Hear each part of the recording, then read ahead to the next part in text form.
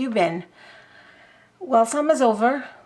Welcome fall, and I'm finally back. I haven't filmed much at all this summer, actually. I haven't filmed nothing. I have filmed zero because summer was fairly tragic for me, and for nothing serious. Nothing serious. It's just a line of unfortunate events that happened. I will tell you all about it if you want to. But summer is now over. A new leaf. Fall is coming, and with fall, a bunch of new things arriving.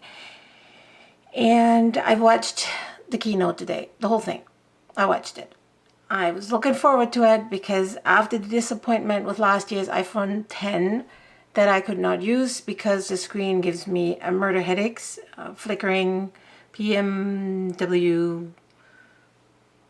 Look it up. It's just the OLED screens have a flicker rate, and the iPhone X's refresh rate was under 250 megahertz, and it was too little, and so that would give me headaches. And I'm not the only one. There's a bunch of other people who had the same problem. So I was looking forward to this new iPhone that's supposed to be announced, and that has a edge-to-edge screen like the iPhone X, but LCD. So I was holding my breath, and the first thing that was announced was the new Apple Watch, which I think is great. And I have still the original Apple Watch from 1972, and I'm looking forward to upgrading that with this new watch. It has great new features. The one that stood out the most to me was the built-in electrocardiogram. Like, that just blows my mind. If you had any time in your life an incident where you thought, oh my God, I'm having a heart attack, which I had, was a panic attack, but it felt like a heart attack to me. This would be awesome because you literally, you touch the crown, there's an app on it, you touch the crown and you hold it. And if you have ever had anybody putting those dials on you, these diodes or whatever they call them, within a couple seconds they can tell you that you didn't have a heart attack. So this is the idea that this watch can measure that, and then you can send a PDF to your doctor and say, hey, look, I didn't have a heart attack or whatever. It also finds arrhythmias when you have a problem with your regular heartbeat and you are on blood thinning medication and stuff like that. It can help with that. So I think this is a great watch. In combination with help, I fall and I can't get up. It literally, the accelerometer and the watch will now alarm somebody when you fall down and you don't get up. Which, it's like this, you know, on TV when you say, help, I have fallen, I can't get up. You don't even have to do anything anymore. The watch does it for you. That heart feature with this fall feature, this is like grandma, grandpa have this watch. You don't have to do anything other than charging it, but this is a great feature. Not even like for people like me who are now in my 50s. I think this is great. So this is definitely something that I want to look at. Canadian dollars is around $500 to upgrade to the cheapest model, which I usually get because I don't like stainless steel anyway. I prefer the aluminum either way. So yeah, that was the Apple Watch. Bigger watch face, smaller bezel, thinner, same battery life, which still sucks, but whatever. It worked. It worked. And then I went to the iPhones, and of course the iPhone X is now the iPhone XS. Same size as last year's iPhone X. Better specs, better screen, better, faster, more processing power, greater camera, everything. Boo, boo, boo, great. And then its big brother, the iPhone XS Max, not Plus, Max. That is now as big as the iPhone 8 Plus, but it has a way bigger screen because there's no more black bars on the top and the bottom. Okay? Stop. Quiet. And then that was like, that's even better. That is an even bigger PPI, pixels per inch, better resolution, better colors, better everything. It's just fast and battery and you love it and it's huge and you guys waited for it. And then when that all was done, said and done, then they finally came out with the iPhone that I was waiting for. The iPhone X or iPhone 10 R. R for reduced quality, R for retroactive, R for because R comes 4S. I don't know. Or just XR, 10R. It's an R. So it is much bigger than the iPhone 8. A little bit bigger than the iPhone 10 or 10s. And quite a little bit smaller, but not much, than the iPhone 8 Plus. iPhone 8 Plus for me is too big. I had a 6 Plus and I didn't like how big it was. The iPhone 10 was a great size. I loved that size. I am hoping that the iPhone XR will have the same slimness that allows me to grip the phone comfortably with my hand. I already made a little paper cut. It feels okay, but I have to see it in the store. It has an LCD screen. It has edge-to-edge screen with a larger bezel than the iPhone X or iPhone XS. It has the same screen resolution as the iPhone 8, not iPhone 8 Plus. It has the same 326 ppi, pixels per inch, than the iPhone 8. So if the screen quality of the iPhone 8 was good enough for you, the iPhone XR or 10R will be good enough for you. It is nothing to write home about, but it will do. And hopefully, because being an LCD, chances are that there is no flickering at all, it will not give me any problems. So I'm going to get the best of both worlds. I'm going to get this beautiful edge-to-edge screen with the rounded corners that I liked so much on the iPhone 10. Face ID, which I loved. I just love it. Great. You don't, when you're looking at your app and suddenly it's unlocked, you don't have to do it. I liked it. It's great. But no headaches. And a slightly lower price. Slightly, I'm saying slightly because it's not that much lower. I'm still going to spend $1,000 Canadian to purchase this phone and Apple Care and what else not.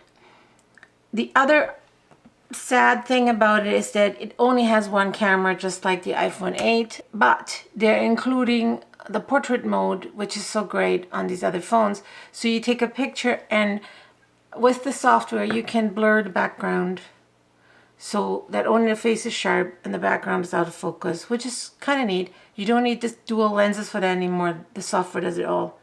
The processor does it in the phone. The last sad thing is that it doesn't have 3D touch anymore. 3D touch or force touch has been introduced with iPhone 6, I believe. It wasn't on the iPhone SE.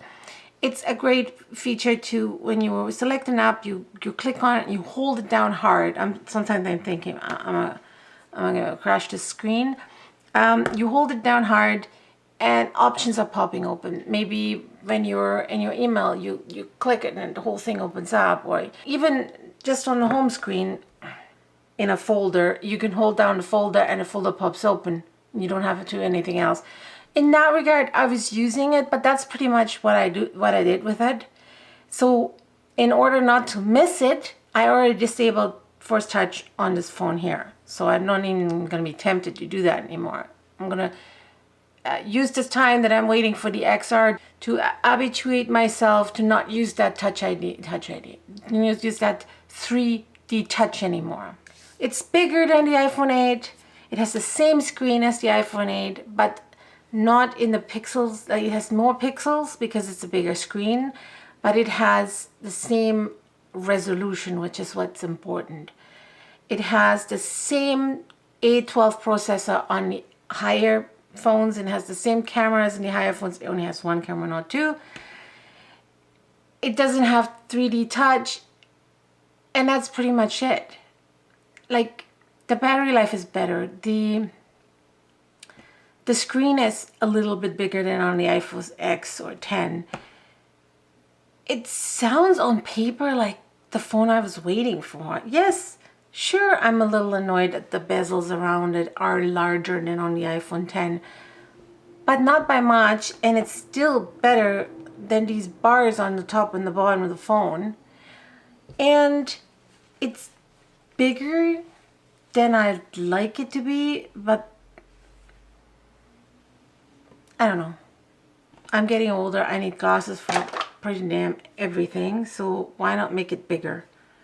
I'll give it a try. I tried to hold, like I said, that cutout that I made, hold it in my hand, and it still fits fairly comfortable.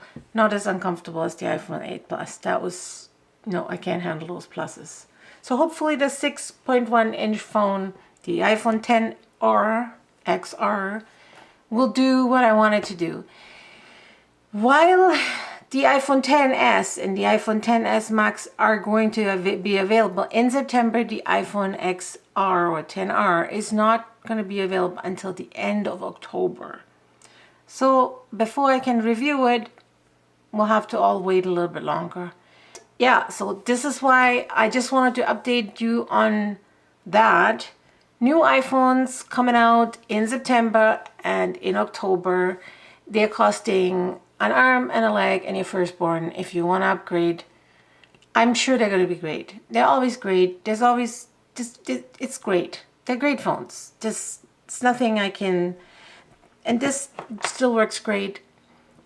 But I want to upgrade my phone because that's one of the joys in my life. Technology, what can I do?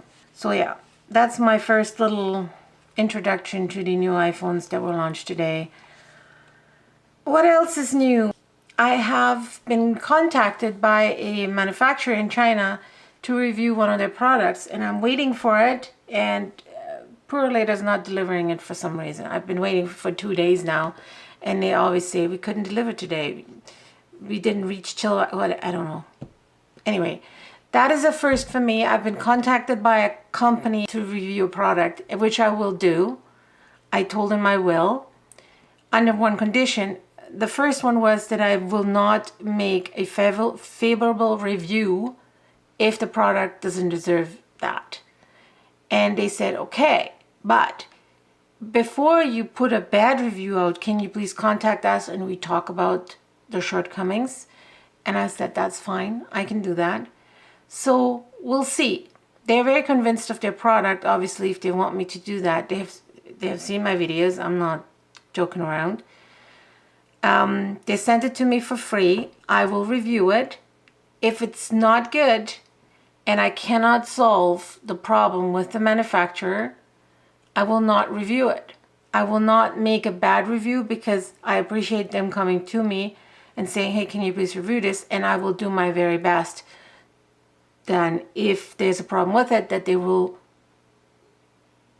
fix the problems, but I will not put out a bad review because that's not even worth my time. So if you stay tuned on my channel and you see a review coming up, I will mention that this is a product that I've been given for free from the manufacturer, but you can be assured if there will be a good review, it deserved it. The product deserved a good review. Otherwise, I will not do it. I'm not going to lie to you. If there's a problem with the product, I will contact the manufacturer. If they can sort it out, they will fix it. They will send me a new product and then I will review it. And if not, you won't hear from me. But the manufacturer will. So hopefully that's a solution that can work for everybody. I don't want to say, guys, don't ever buy this product because it's horrible. I would love to be able to do that. But I'm in the beginning phases and I have no products to review. So if somebody's kind enough to send me something, I'll jump on that. And if I start being bitchy about it, then I may not ever get another product to review. So I'll try to compromise. You know what I mean? That's what I'm trying to do. Everything else I will talk about on another video when I have a bit more time. This is just something I wanted to put out today because today is the day that everybody was waiting for. Apple, new products, blah, blah, blah. I'm doing it. I'm upgrading my phone. You will hear all about it. I promise. Unless I get migraines again, then you will hear about it too. Because I can bitch on Apple. They don't care. Well, that was it for now. Thanks for watching. I hope I'll see you again real soon in my next video. Bye.